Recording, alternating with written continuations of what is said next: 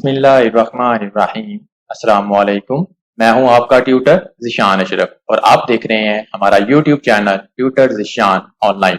उम्मीद है कि आप सब लोग खैरियत से होंगे। तो शुरू करते हैं आज का लेक्चर। आज के इस वीडियो लेक्चर के अंदर भी हम क्यू की एक टाइप को डिस्कस करेंगे। हमारा आज का लेक्चर भी क्यू की टाइप्स के ऊपर है।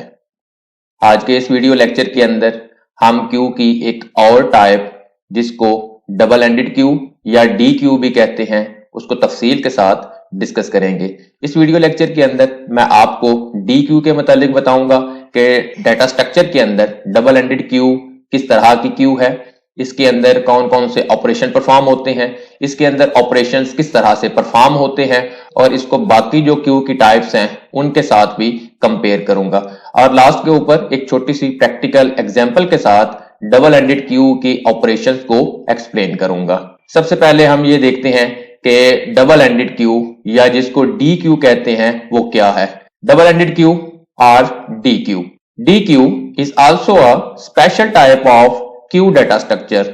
डी क्यू भी क्यू डाटा स्ट्रक्चर की एक स्पेशल टाइप है। इससे पहले हमने प्रायोरिटी क्यू को डिस्कस किया था जो कि क्यू डाटा स्ट्रक्चर की एक स्पेशल टाइप थी।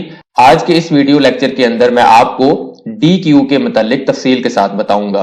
जैसा कि हमें मालूम है कि क्यू एक लीनियर डाटा स्ट्रक्चर है।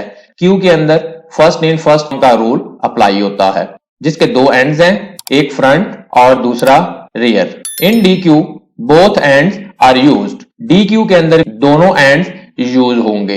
एक एंड फ्रंट है जबकि दूसरा एंड बैक या रियर है। अगर हम सिंपल क्यू की बात करें तो सिंपल क्यू के अंदर फ्रंट पोजीशन फिक्स होती थी जबकि रियर या बैक एंड मूवेबल था। वैल्यूज एक एंड से इंसर्ट होती थी और दूसरे एंड से डिलीट होती थी। फिर हमने उसको कंपेयर किया प्रायोरिटी क्यू के साथ। प्रायोरिटी क्यू के अंदर भी वैल्यूज एक एंड से इंसर्ट होती थी जबकि दूसरे एंड से डिलीट होती हैं। प्रायोरिटी क्यू सिंपल क्यू से डिफरेंट है। In D Q elements are inserted और deleted at both ends. D Q के अंदर एलिमेंट्स दोनों एंड से इंसर्ट भी होते हैं और डिलीट भी होते हैं जबकि क्यू की जो बाकी टाइप्स हैं उनके अंदर एक एंड से एलिमेंट्स इंसर्ट होते हैं जबकि दूसरे एंड से डिलीट होते हैं। तो पहला जो मेन डिफरेंस है डी क्यू का सिंपल क्यू के साथ वो ये है कि डी क्यू के अंदर दोनों एंड से वैल्यूज इंसर्ट भी होती हैं और डिलीट भी होती हैं। The position of front is also movable. D Q के अंदर फ्रंट की पोजीशन स्टैटिक नहीं है, कांस्टेंट नहीं है, बल्कि मूवेबल है। जिस तरह रियर की पोजीशन बदलती रहती है, सिमिलरली डी क्यू के अंदर फ्रंट की पोजीशन भी बदलती रहेगी। जब दोनों एंड से डाटा इंसर्ट और डिलीट होगा तो दोनों एंड्स की पोजीशंस चेंज होती जाएंगी।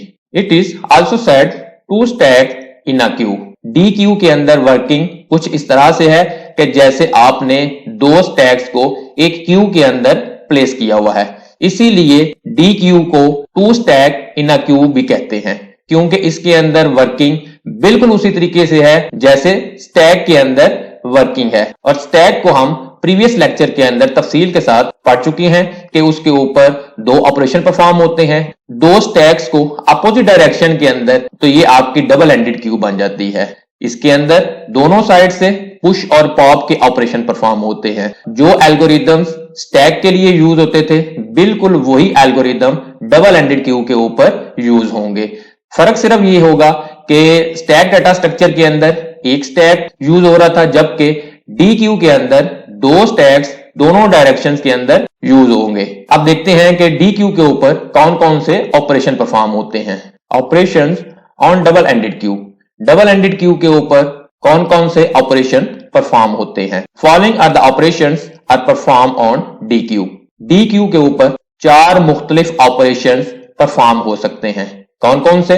नंबर 1 पुश फ्रंट जिसके अंदर फ्रंट साइड से आइटम को पुश किया जाएगा। Number 2 pop front. Pop front के अंदर फ्रंट साइड से एलिमेंट को रिमूव किया जाएगा। Number 3 push back. Push back के अंदर बैक साइड से एलिमेंट को पुश किया जाएगा।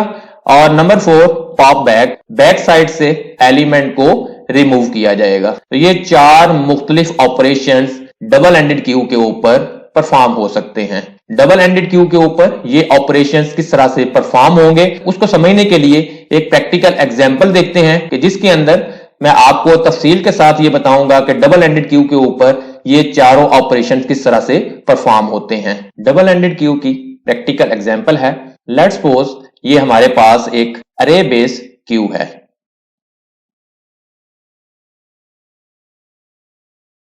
जिसका नाम डी क्यू है और जिसका साइज 5 है।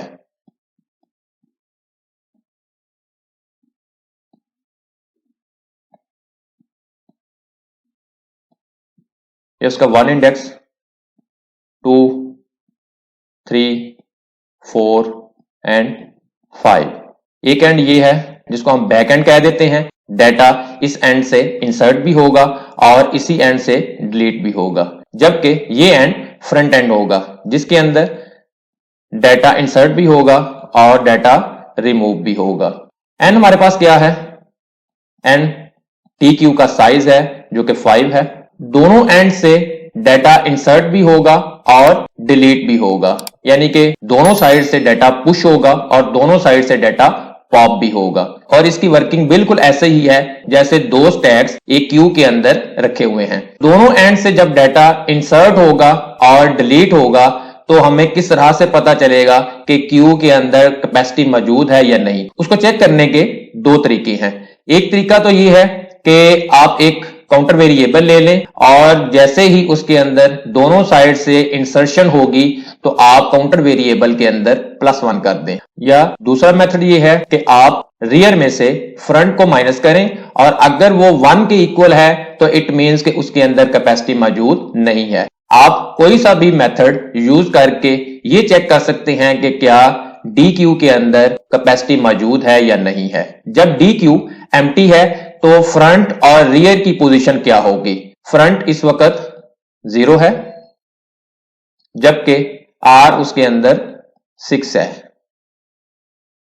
आप ये भी चेक कर सकते हैं कि डी क्यू किस वक्त एम्प्टी है। जब फ्रंट की वैल्यू 0 और आर की वैल्यू 6 है तो इट मीन्स के डी क्यू एम्प्टी है, उसके अंदर कोई भी आइटम मौजूद नहीं है। डी क्यू के ऊपर इंसर्शन भी होगी और डिलीशन भी होगी, लेकिन इंसर्शन और डिलीशन करते वक्त हमें यह बताना पड़ेगा कि हम इंसर्शन फ्रंट साइड से कर रहे हैं या हम बैक साइड से कर रहे हैं। इसी तरीके से जब हम डी क्यू के अंदर से वैल्यू को रिमूव करेंगे तो हम ये भी बताएंगे कि हम डी क्यू के अंदर से फ्रंट पोजीशन से वैल्यू को रिमूव कर रहे हैं या बैक साइड से वैल्यू को रिमूव कर रहे हैं, तो फिर उसी के मुताबिक ऑपरेशन परफॉर्म होगा। अब इसके अंदर हमने कोई नई आइटम को इंसर्ट करना है तो इंसर्ट या तो बैक साइड से होगा या फ्रंट साइड से होगा। अगर हम फ्रंट साइड से करेंगे तो फ्रंट की पोजीशन चेंज होगी, उसके अंदर ++ किया, फ्रंट हमारे पास 0 था 1 हो गया।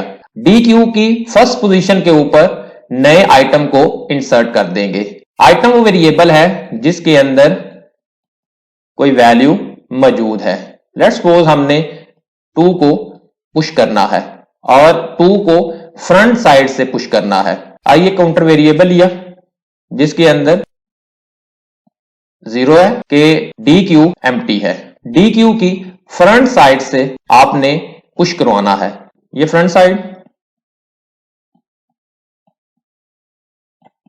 और ये बैक साइड।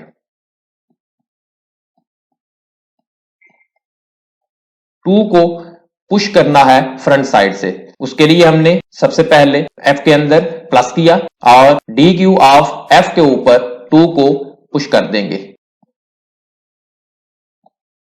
अब एफ हमारे पास ये है, जैसे ही पुश का ऑपरेशन परफॉर्म हुआ आई के अंदर ++ हो गया, आई के अंदर 0 था 1 हो गया। इट मीन कि डी क्यू के अंदर एक आइटम को फ्रंट पोजीशन से एंटर किया है। अब हम बैक साइड से किसी आइटम को पुश करवाते हैं।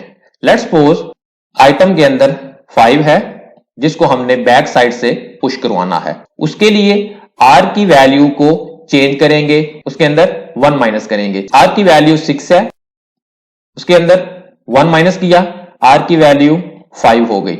अब बैक साइड से आर की पोजीशन के ऊपर 5 को पुश कर दिया। और आर हमारा इस पोजीशन को अप्रोच कर रहा है। साथ ही आई के अंदर भी प्लस प्लस किया, आई के अंदर 1 था, 2 हो गया। अब हम बैक साइड के अंदर भी आइटम को पुश करवा सकते हैं और फ्रंट साइड से भी किसी आइटम को पुश करवा सकते हैं। लेट्स सपोज हमने एक और आइटम 3 को पुश करवाना है बैक साइड से।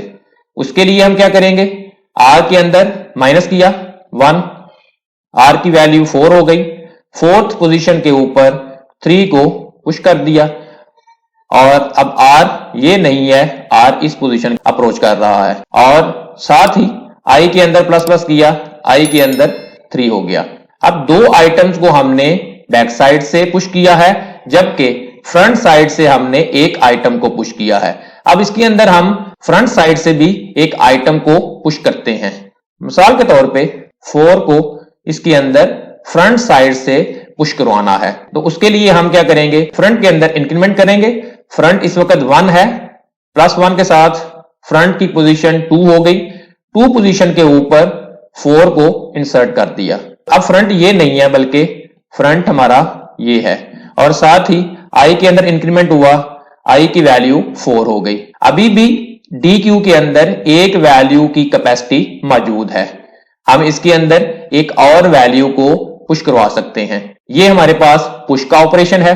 अगर हमने पॉप का ऑपरेशन परफॉर्म करना है तो वो भी दोनों साइड के ऊपर परफॉर्म हो सकता है, या तो हम फ्रंट साइड से पॉप करेंगे या हम बैक साइड से पॉप का ऑपरेशन परफॉर्म करेंगे। जो लास्ट वैल्यू पुश हुई थी वो सबसे पहले पॉप होगी, ये स्टैक का रूल है। सपोज हमने फ्रंट से पॉप करना है तो इस वक्त एफ के अंदर 2 है, जब फ्रंट से पॉप करेंगे तो फ्रंट के अंदर माइनस माइनस करेंगे और अगर बैक साइड से पॉप का ऑपरेशन परफॉर्म करेंगे तो आर के अंदर प्लस प्लस करेंगे और साथ ही आई के अंदर भी 1 माइनस कर देंगे। फ्रंट साइड से 4 सबसे लास्ट के ऊपर आया था और अगर हम पॉप करेंगे तो 4 सबसे पहले रिमूव होगा। सिमिलरली बैक साइड से 3 सबसे लास्ट के ऊपर पुश हुआ था और अगर पॉप करेंगे तो 3 सबसे पहले रिमूव होगा। फ्रंट से अगर पॉप करना है तो एफ के अंदर -1 करेंगे, एफ के अंदर 2 है, -1 किया, वंस अगेन 1 रह गया।